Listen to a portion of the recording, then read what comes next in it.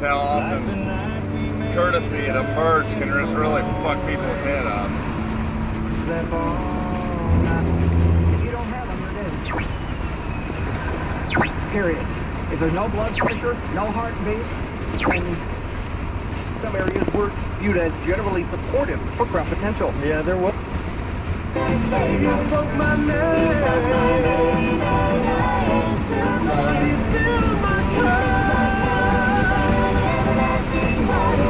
Alright, now back to what we were talking about earlier. I know some of you are recent to join. We don't have enrollment here or anything, so like you can come in whenever you want.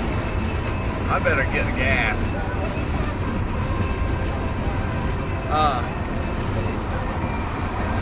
Specialization of the species. It's not something I can clearly define for you. I don't know exactly where you would look to find the definition. But those of you who've been here for a couple of years, you know, we've talked about how the heck you're going to become your own plumber and your own doctor someday. Are we working in that direction? Because so long as you are forced into interdependence, you're powerless. And if you keep on fueling that powerless state of being with more and more people being forced into job creation, well, you get into silly situations where you're ambushing cops who are like, in the case I most recently heard much about, they're organizing the, you know, they're keeping things kind of kosher while you protest or whatever, you know. They're not just there to be dicks and issue tickets and stuff.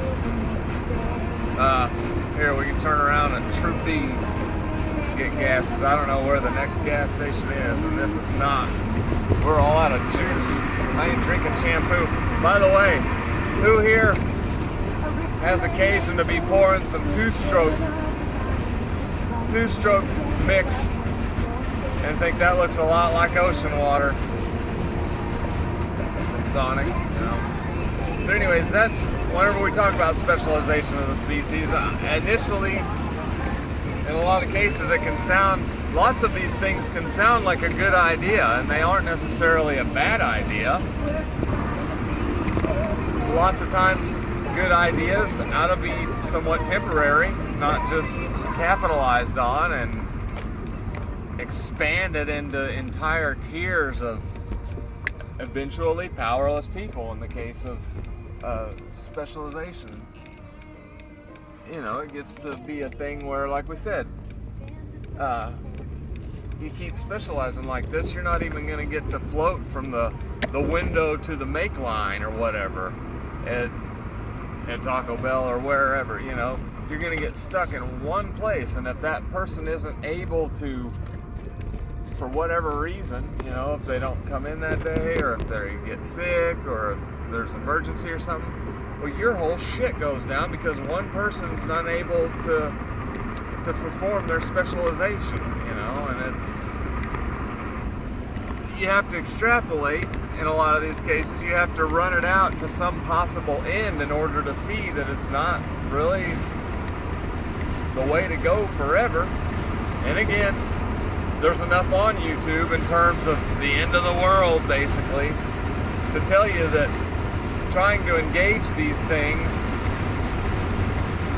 even as a concept, is kind of futile, and that you should just focus on your own life and blah blah, you know. I'm sorry, man, my life ain't fucking worth focusing on, you know. And you run into an awful lot of stuff where somebody's profiting on your set of circumstances, and those set of circumstances, you can look at it and see that it's not exactly a complete idea. So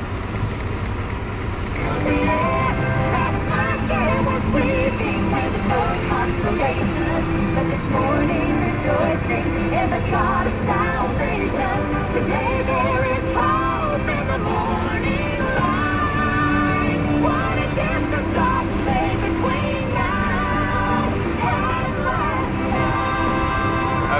what she just said. You'll figure it out.